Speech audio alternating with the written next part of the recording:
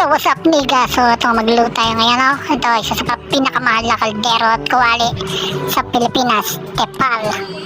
Ayan, umaabot siguro ito ng mga 1.5, no? Simple lang naman. Kung malang kaldero, di magluto tayo ng masarap. So ano ba yung masarap?